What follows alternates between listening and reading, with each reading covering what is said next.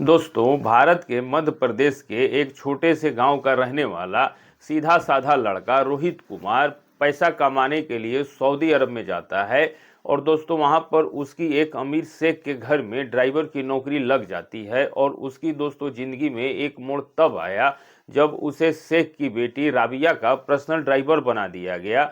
रोहित की ड्यूटी थी कि वह राबिया को कॉलेज ले जाना और फिर कॉलेज से घर लेकर आना। राबिया दोस्तों एक बहुत ही खूबसूरत, दिलकश और आकर्षक लड़की थी। उसकी हर एक अदा में जादू था, जिससे कि दोस्तों रोहित अनजाने में ही राबिया की तरफ खींचा चला गया। और राबिया की सुंदरता को देखकर रोहित अक्सर अपने होश खो दिया करता था। लेकिन दोस्तों अपनी मर्यादा और जिम्मेदारी को ध्यान में रखते हुए वो हमेशा अपनी भावनाओं को दबा लिया करता था। फिर दोस्तों एक दिन जब शेख अपनी बेगम के साथ एक शादी में दुबई गए हुए थे, उस दिन राबिया जो थी वह घर में अकेली थी।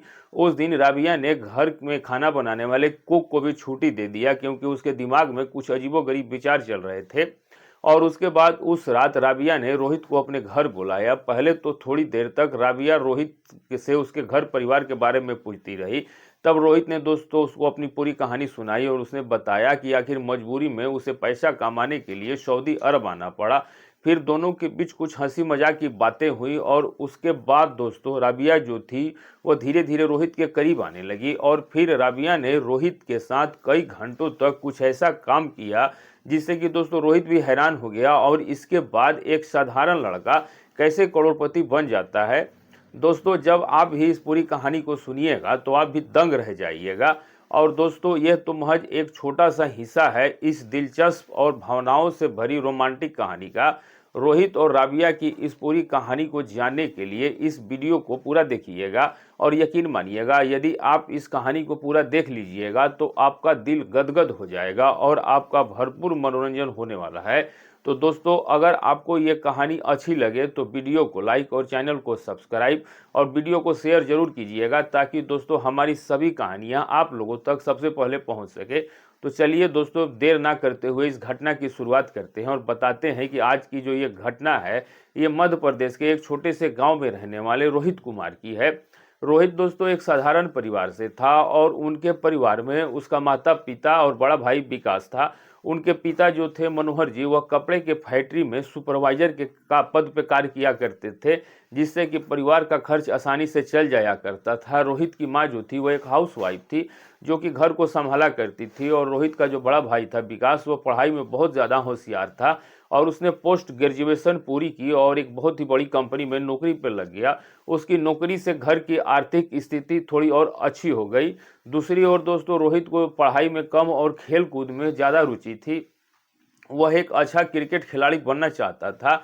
हालांकि दोस्तों परिवार का जो माहौल था वह शांत और बहुत ही खुशहाल था। सभी लोग एक दूसरे के साथ समय बिताते थे और मिलजुल कर ही रहा करते थे। लेकिन दोस्तों ये खुशी ज़्यादा दिनों तक टिकने वाली नहीं थी। कुछ समय के बाद रोहित के बड़े भाई विकास की शादी हो जाती है। और दोस्तों जब विकास की शादी हुई तो घर में खुशी का माहौल बना हुआ था। लेकिन दोस्तों जल्द ही माहौल बदलने वाला था। विकास की पत्नी को परिवार के साथ रहना बिल्कुल भी पसंद नहीं था और वे हर रोज विकास के माता से लड़ाई करने के बहाने ढूंढा करती थी। और उसने विकास से कहा कि मुझे ज्वाइंट फैमिली में नहीं रहना है, मुझसे ये सारे इतने काम नहीं होते, इनके लिए खाना बनाना, इनके कपड़े धोना और घर के सारे काम करना मुझसे ये बिल्कुल भी नहीं होगा। मुझे अब तुम्हारे साथ किसी अलग घर में रहना है, जितना जल्दी हो सके इस घर से मुझे अलग लेके चलो। विकास ने दोस्तों उसको समझाने की बहुत कोशिश की, लेकिन वह अपनी जिद पे अड़ी रही। और आखिरकार दोस्तों विकास ने अपना घर छोड़ दिया और अपनी पत्नी के साथ एक अलग किराए के कमरा लेके रहने लगा। ये घटना रोहित के पिताजी जो थे मनोहर जी, उनके लिए एक बहुत बड़ा गहरा सदमा था। रोहित के पिता जो कि परिवार को एकजुट देख के हमेशा खुश रहा करते थे, वह अब परिवार को बिखरा हुआ देखकर बिल्कुल ही टूट चुके थे। और उनको इस बात का बहुत बड़ा सदमा लग गया कि उनका बड़ा बेटा, जिससे कि उनको बहुत ज़्यादा उम्मीदें थी, उसने यह कदम उठा लिया और वे दोस्तों अब अंदर ही अंदर बीमार रहने लगे। डॉक्टर ने भी दोस्तों उन्हें बेड रेस्ट की सलाह दी, जिसके कारण उनकी जो नौकरी थी सुपरवाइजर की वो भी छूट गई। और जब रोहित के पिता मनोहर जी की नौकरी छूटी और परिवार के सारा पैसा उनके इलाज में खर्चा हो गया तो घर की हालत दिन प्रतिदिन दोस्तों खराब होती गई। अब रोहित दोस्तों जो कि अपने क्रिकेट के सपने के पीछे भाग रहा था, अचानक से दोस्तों परिवार की आर्थिक जिम्मेदारियों का सारा बोझ वो अपने आप ऊपर भी महसूस करने लगा। उसकी माँ ने एक दिन गंभीरता से उससे बात की और कहा कि रोहित बेटा, तेरे पिताजी की हालत दिन पर दिन खराब होती जा रही है और अब घर में जो थोड़ी बहुत पैसे और सेविंग थी वो भी अब खत्म हो चुके हैं। तू कोई काम देखना शुरू कर। माँ ने दोस्तों अपनी आवाज में चिंता छिपाते हुए कहा। रोहित को दोस्तों अपनी माँ की बात समझ आ गई और वे तुरंत ही नौकरी की तलाश में जुट गया और उसने दोस्तों अखबारों में नौकरी के विज्ञापन देखे, इंटरनेट कैफे में जाकर ऑनलाइन आवेदन किया और गांव के लोगों से भी बात की। रोहित ने दोस्तों कई फैक्ट्री और नौकरियों में भी जाकर इंटरव्यू दिया, लेकिन उसे कहीं भी एक अच्छी जॉब नहीं मिल रही थी। फिर भी दोस्तों रोहित ने हार नहीं मानी और वह रोज हर सुबह जल्दी उठता और पूरे दिन नौकरी की तलाश करता था और शाम तक थक के घर लौटता। एक दिन उसने अपनी माँ से निराश होकर के कहा कि माँ, मैंने बहुत जगहों पे कोशिश की लेकिन मुझे कहीं भी एक अच्छी नौकरी नहीं मिल रही है। लगता है कि यह नौकरी पाना मेरे बस की ही बात नहीं है। माँ ने दोस्तों उसको पीठ थपथपाते हुए कहा कि बेटा हिम्मत मत हारो, भगवान पे भरोसा रखो। इस दौरान दोस्तों घर में पैसों की तंगी बहुत ज़्यादा बढ़ती जा रही थी। पिताजी की दवाइयों और इलाज के लिए रोज़ पैसे चाहिए थे। कई बार दोस्तों ऐसा होता कि दवाई के लिए पैसा जुटाने के लिए माँ जो थी वह अपने गहने भी गिरवी रखने का सोचती, लेकिन अब उनके पास गहने भी ज़्यादा नहीं बचे थे, सारे गिरवी रखा गए थे। अब रोहित की माँ ने अपने बड़े बेटे विकास से मदद मांगने का फैसला किया। अब उन्होंने विकास को फ़ोन किया और उससे कहा कि बेटा, तेरे पिता की हालत जो है वो बहुत ज़्यादा खराब है, घर में पैसे की बहुत ज़्यादा तंगी है, घर में जो कुछ भी पैसे थे, गहने थे, वो सब कुछ खत्म हो गए। क्या कुछ तुम हमारी मदद कर सकता है? विकास ने कहा कि ठीक है माँ, मैं थोड़ी देर के बाद फ़ोन करता हूँ आपको। विकास ने दोस्तों अपनी पत्नी से इस बारे में बात की, लेकिन दोस्तों उसकी पत्नी ने साफ मना कर दिया और उसने कहा कि हमारे खुद के ही खर्चे इतने ज़्यादा है तो आखिर हम उनको पैसे कैसे देंगे, और वैसे भी उन्होंने हमेशा मुझे तो गलत ही समझा है। विकास की पत्नी ने दोस्तों गुस्से में कहा। विकास ने अपने माँ से झूठ बोल दिया और बोला कि माँ, मेरे सारा पैसा एक बिजनेस में लगा दिया है और अभी मेरे पास कुछ भी पैसे नहीं है।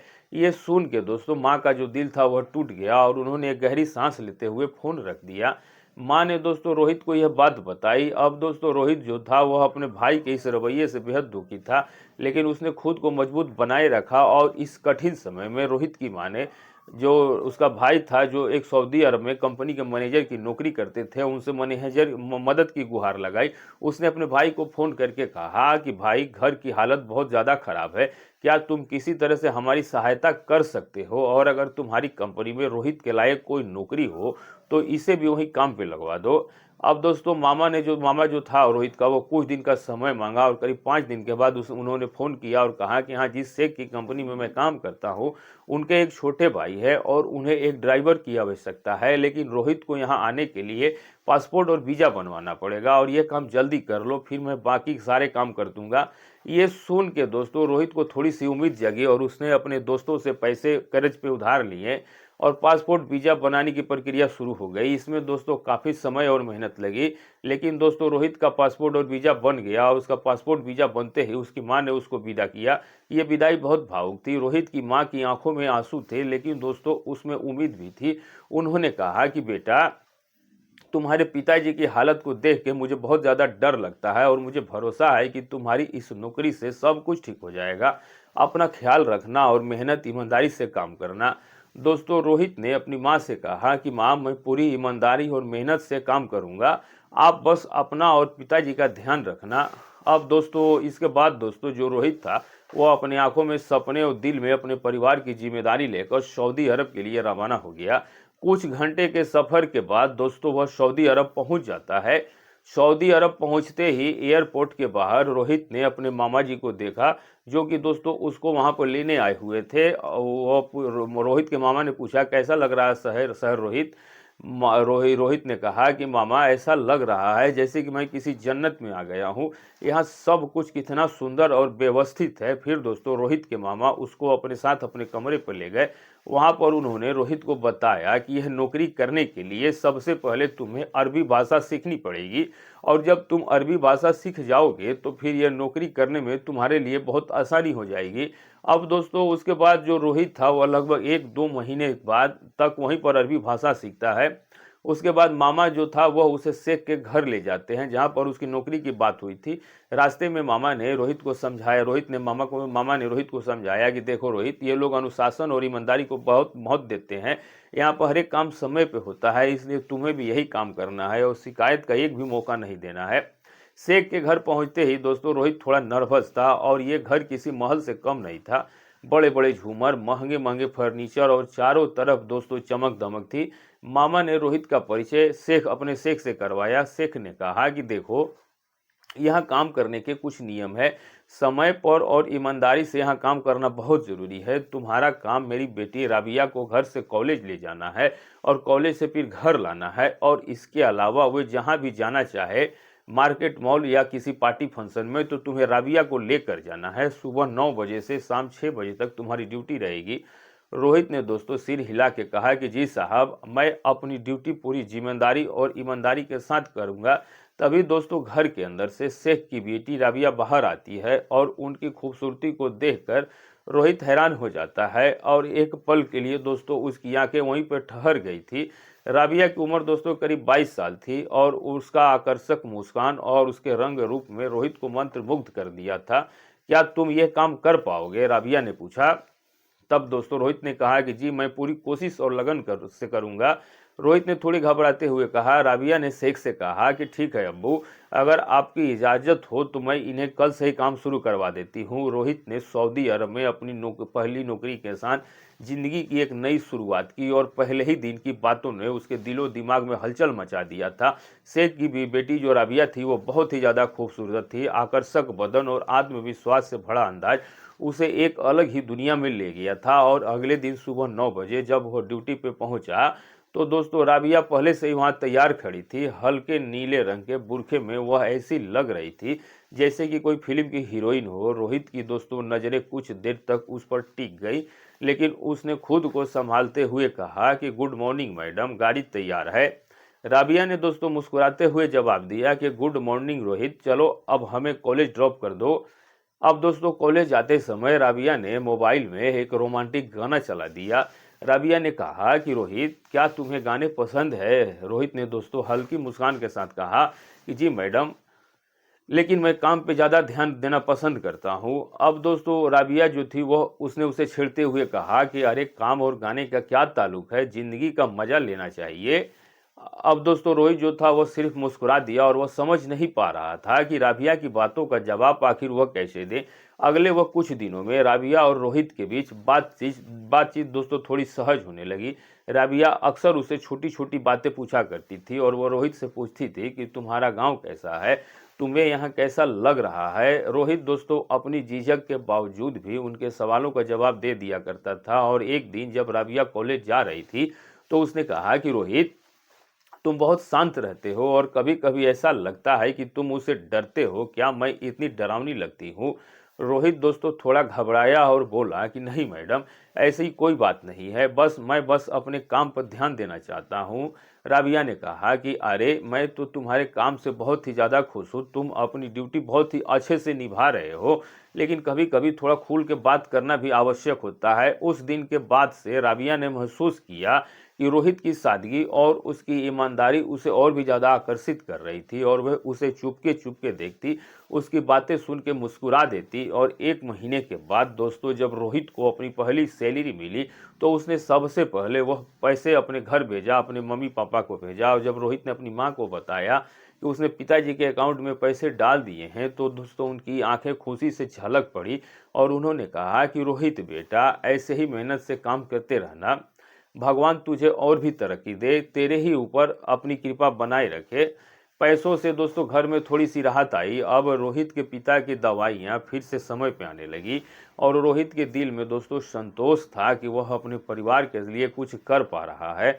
अब धीरे धीरे ऐसे ही समय बीतने लगा और राबिया ने दोस्तों एक दिन शेख से कहा कि रोहित बहुत ज़्यादा मेहनती और ईमानदार लड़का है, क्या उसे रहने के लिए हमारे घर के बाहर वाला एक कमरा दे देना चाहिए ताकि वह आसानी से ड्यूटी कर सके, और जो वह कमरे का किराया देता है वह भी बच जाएगा। शेख ने दोस्तों बिना कोई आपत्ति जताए कहा कि ठीक है बेटा, जैसा तुम चाहो। इस तरह से दोस्तों रोहित को रहने के लिए शेख के घर के बाहर वाला एक कमरा भी मिल गया। तो अब दोस्तों वह सुबह जल्दी ही ड्यूटी शुरू कर देता था और कभी कभी देर रात तक भी ड्यूटी करता था, क्योंकि उसको वहीं रहना था। अब राबिया और रोहित के बीच बातचीत का समय थोड़ा और बढ़ गया और अक्सर दोस्तों वह गाड़ी में जाते समय उससे बातें करती, उसकी शादी की तारीफ किया करती थी। और एक दिन राबिया ने गाड़ी में रोहित से पूछा कि रोहित, क्या तुमने कभी किसी को पसंद किया है? क्या कभी तुमने किसी लड़की से प्यार किया है? रोहित दोस्तों थोड़ा चौंक गया और बोला कि नहीं मैडम, मेरे पास ऐसे किसी के बारे में सोचने का समय ही नहीं था और ना ही मैंने कभी इस तरफ मेरा ध्यान गया है। राबिया ने दोस्तों मुस्कुराते हुए कहा कि अच्छा तो ठीक है, तो तुम्हारा दिल अब तक खाली है, कोई बात नहीं है, शायद किसी दिन तुम्हें कोई ऐसा मिले जो कि तुम्हारे दिल में अपने लिए एक खास जगह बना सके। राबिया दोस्तों रोहित को इशारों ही इशारों में कुछ बताना चाह रही थी, लेकिन दोस्तों रोहित समझ नहीं पाया। तब अब राबिया सोच रही थी कि रोहित के आखिर करीब कैसे आऊं, लेकिन दोस्तों रोहित तो राबिया से बात करने में भी डरता था और वह बहुत ज़्यादा शर्मीला था। इस कारण राबिया जो थी वह अक्सर उसे हंसी मजाक में चिढ़ाते रहती थी और वह उससे कहती थी कि जब तुम्हारी शादी होगी तब तुम अपनी पत्नी को कैसे खुश रखोगे। वह जानती थी कि रोहित में थोड़ी झिझक थी और वे हमेशा उससे मजाक किया करती थी और हर पत्नी को वह चीज़ चाहिए होती है, क्या तुम अपनी पत्नी को वह चीज़ दे पाओगे? रोहित दोस्तों ये बात सुनकर अंदर ही अंदर मुस्कुरा रहा था। और फिर दोस्तों एक दिन शेख ने रोहित से कहा कि वह और उनकी बेगम 4-5 दिन के लिए एक शादी में दुबई जा रहे हैं। घर का ध्यान रखना और राबिया का भी खास ख्याल रखना। राबिया को किसी भी चीज़ की कोई कमी नहीं होनी चाहिए। रोहित ने दोस्तों सिर झुका के कहा कि जी शेख साहब, आप जैसा कहिए, आप बेफिक्र होकर के जाइए। इसके बाद शेख और उनकी बेगम दुबई चले जाते हैं। तो अब घर में सिर्फ राबिया और रोहित थे। राबिया ने दोस्तों कुक को भी 3-4 दिन की छुट्टी दे दी ताकि घर में कोई और ना हो और उन्हें कोई और डिस्टर्ब ना कर सके। राबिया के मन में दोस्तों कुछ चल रहा था और उस रात राबिया ने रोहित से कहा कि आज का खाना मैं खुद अपने हाथों से बनाऊंगी, बताओ आपको क्या पसंद है? रोहित ने दोस्तों कहा कि मैडम, मैं सब कुछ खा लेता हूँ, जो कुछ भी आपको अच्छा लगे वही बना लीजिए। राबिया ने दोस्तों खाना बनाया और दोनों ने साथ में डिनर किया। राबिया का जो चंचल स्वभाव था और रोहित की मासूमियत दोस्तों दोनों उस रात एक अजीब सा माहौल बना रहे थे। खाना खाने के बाद रोहित जो था वह अपने कमरे में चला गया, लेकिन राबिया के मन में हलचल मची हुई थी और वह करवटें बदलती रही, लेकिन दोस्तों उसको नींद नहीं आ रही थी। आधी रात को वह रोहित के कमरे में गई। रोहित जो था वह गहरी नींद में था। राबिया दोस्तों जाके उसके पास बैठ गई और उसके बालों पे हाथ फेरने लगी। रोहित की नींद खुली तो उसने राबिया को अपने पास बैठा हुआ देखा। वह नर्वस हो गया और बोला कि मैडम, आप इस समय यहाँ पर क्या कर रही हो? कुछ चाहिए क्या है आपको? राबिया ने दोस्तों मुस्कुराते हुए बोला कि कुछ नहीं, बस मेरा अकेले मन नहीं लग रहा था, इसी कारण तुमसे बात करने का मन कर रहा था। अब दोस्तों रोहित जो था वह असमंजस में था और वह कुछ कहता इससे पहले राबिया ने कहा कि रोहित, मैं तुम्हें पसंद करने लगी हूँ और तुम्हारी सादगी और ईमानदारी ने मेरा दिल जीत लिया है। रोहित दोस्तों ये सुन के हैरान हो गया और उसके बाद उसने कहा कि मैडम, आप ये क्या बोल रही हैं? मैं तो आपका सिर्फ नौकर हूँ। राबिया ने दोस्तों उसकी आंखों में देखते हुए कहा कि नौकर हो तो क्या हुआ, तुम भी तो आखिर एक इंसान ही हो और प्यार में ये बातें कोई मायने नहीं रखती हैं। दोस्तों रोहित चुप रहा। हालांकि रोहित भी मन ही मन राबिया को पसंद करता था, लेकिन दोस्तों दिल की बात जुबान पे लाने की उसकी हिम्मत नहीं हो रही थी। आखिर वह एक गरीब आदमी था। वह समझ नहीं पा रहा था कि राबिया की बातों का क्या जवाब दे। लेकिन फिर थोड़ी देर के बाद आखिरकार वह अपने डर को पीछे छोड़ते हुए रोहित ने भी अपनी दिल की बात राबिया से कह दी और उसने कहा कि मैडम, जब आपको मैंने पहली बार देखा था तभी से मैं आपको पसंद करने लगा था, लेकिन यह बात आपसे कहने की मुझ में हिम्मत ही नहीं हो रही थी। और उस रात राबिया और रोहित के बीच का रिश्ता दोस्ती से दोस्तों कहीं ज़्यादा आगे बढ़ गया और राबिया ने रोहित के साथ वह किया जो वह करना चाह रही थी। सब कुछ होने के बाद राबिया ने रोहित से उसके गांव और उसके परिवार के बारे में पूछा। तब रोहित ने अपनी पूरी कहानी राबिया को एक बार फिर सुनाई और उसने कहा कि कैसे उसको एक एक रुपये के लिए मोहताज होना पड़ा, कितनी मुश्किलें झेलनी पड़ी। रोहित की दोस्तों कहानी सुन के राबिया जो थी वह थोड़ी भावुक हो गई और उसने रोहित से कहा कि रोहित, तुम्हारी समस्या अब मेरी भी समस्या है और अब तुम्हें पैसों के लिए परेशान होने की कोई भी आवश्यकता ही नहीं है। जितना पैसा चाहिए तुम मुझे बता देना, मैं तुम्हें दूंगी और तुम बस कभी मेरा साथ मत छोड़ना। उस रात के बाद से दोस्तों रोहित और राबिया के बीच का रिश्ता गहरा होता गया और उनका रिश्ता जो था वह महज नौकर और मालकिन का नहीं रह गया था, बल्कि उन दोनों के बीच एक अजीब सी नज़दीकियाँ थी जिसे शब्दों में बयां करना मुश्किल था और हर दिन उनके लिए एक नया रोमांच लेके आता था। लेकिन ये सब रोहित के लिए आसान नहीं था और उसका दोस्तों सीधा साधा दिल हमेशा ही उसे यह याद दिलाता था कि वह एक गलत कर रहा है। दूसरी ओर दोस्तों राबिया की मोहक अदाएं और उसकी चंचल बातें रोहित को इस रिश्ते की ओर लगातार खींचते ही जा रही थी। 4 से 5 दिन के बाद शेख और उनकी बेगम दुबई से लौट कर चले आते हैं। शेख के लौटने के बाद घर का माहौल दोस्तों थोड़ा उन्हें अजीब लगा। उनको अपने बेटे राबिया और रोहित के बीच कुछ होने का संदेह हुआ। रोहित ने महसूस किया कि शेख जो था वह अब उस पर नज़र रखे हुए है। अगले दिन शाम को जब शेख और उनकी बेगम बैठे हुए थे, तब दोस्तों रोहित ने अपनी झिझक बड़ी आवाज़ में कहा कि साहब, मुझे कुछ दिनों की छुट्टी चाहिए, मुझे कुछ दिनों के लिए अपने देश भारत जाना है, घर पे कुछ ज़रूरी काम है। शेख ने दोस्तों चौंकते हुए पूछा कि आखिर अचानक से क्या सब कुछ ठीक है? दोस्तों रोहित ने जवाब दिया कि साहब सब कुछ ठीक है, बस बहुत दिनों से मैं अपने घर नहीं गया हूँ, तो सोच रहा था कि थोड़ा समय निकाल के अपने घर चला जाऊँ। शेख की बेगम ने कहा कि हाँ शेख, इसे कुछ दिनों के लिए इनके घर जाने दीजिए, आखिर परिवार भी तो जरूरी चीज़ है। शेख ने कहा कि ठीक है, लेकिन जल्दी ही लौट आना, अब तुम्हारे बिना जो है यहाँ काम अधूरा रहेगा। ये सारी बातें दोस्तों राबिया कमरे के बाहर खड़ी होकर सुन रही थी। रात में जब शेख और उनकी बेगम अपने कमरे में जाकर सो गए थे, राबिया रोहित के कमरे में जाती है और बोलती है कि तुम आखिर अचानक यहाँ से क्यों जाना चाहते हो? उसने चिंता से पूछा। रोहित ने गहरी सांस लेते हुए कहा कि मैडम, मुझे डर लग रहा है कि शायद शेख साहब को हम दोनों को रिश्ते के बारे में शक हो रहा है और अगर मैं यहाँ रहा तो सब कुछ खराब हो सकता है। राबिया ने उसकी आंखों में देखते हुए कहा कि डरो मत, मैं हूं न तुम्हारे साथ, उन्हें कुछ भी पता नहीं चलेगा। रोहित ने दोस्तों सिर हिलाते हुए कहा, लेकिन ये खतरा उठाना बिल्कुल भी सही नहीं है। मैं कुछ दिनों के लिए अपने गांव चला जाता हूं, तब तक कुछ माहौल भी शांत हो जाएगा। राबिया ने दोस्तों थोड़ा निराश होकर कहा कि ठीक है, लेकिन वापस जरूर और जल्दी आना, मैं तुम्हारे बिना बिल्कुल ही नहीं रह सकती। अब अगले दिन दोस्तों रोहित की छुट्टी की बात ने शेख के मन में और भी सवाल खड़े कर दिए और उसने अपनी पत्नी से कहा, बेगम से कहा कि तुम्हें नहीं लगता है कि रोहित का अचानक जाना थोड़ा अजीब है? बेगम ने जवाब दिया कि तुम आखिर हर बात पे शक क्यों करते हो? वह कई महीनों से यहाँ काम कर रहा है और अगर उसको घर जाने का मन है तो इसमें आखिर क्या गलत है? शेख ने दोस्तों गंभीरता से कहा कि हो सकता है कि शायद तुम ठीक ही बोल रही हो। इसके बाद दोस्तों रोहित ने भारत जाने के लिए अपनी फ्लाइट का एक टिकट बुक करवाया।